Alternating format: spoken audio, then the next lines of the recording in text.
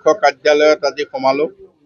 ইয়াত আমাৰ দলীয় সতীৰ্থসকলৰ লগত কিছু আলোচনা বিলোচনা কৰিলো অহা পঞ্চায়ত নিৰ্বাচনৰ কাৰণে, আৰু সকলোৱে জনাইছে পঞ্চায়ত নিৰ্বাচনৰ কাৰণে সকলো প্ৰস্তুতি আৰু সংগঠন সকলো কাম হৈছে, আৰু আমি আশা কৰিছো যে অসম গণ পৰিষদ দলৰ ইয়াত আমাৰ প্ৰাক্তন বিধায়ক জাবেৰ ইছলাম ডাঙৰীয়া আছে, তেখেতৰ নেতৃত্বত আমাৰ জিলা সমষ্টিৰ নেতৃত্বত সমষ্টি সমিতিৰ নেতৃত্বত আমি যাতে ইয়াত অহা ভাল ৰিজাল্ট কৰিব পাৰোঁ তাৰ কাৰণে আমি প্ৰস্তুতি চলাইছোঁ।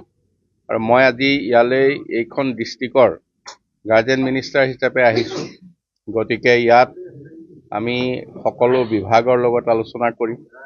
অহা কাইলৈ আমি দুখন সভাত উপস্থিত থাকিম, যাতে আমাৰ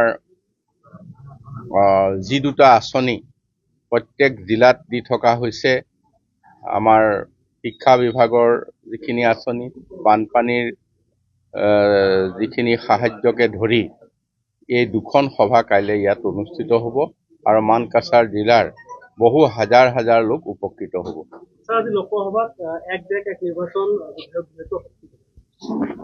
এক দেশ এক নিৰ্বাচন, এইটো এটা খুব সুন্দৰ চিন্তা হৈছে, যাতে ইলেকশ্যনৰ নামত বাৰে বাৰে ইলেকশ্যন হৈ নাথাকে।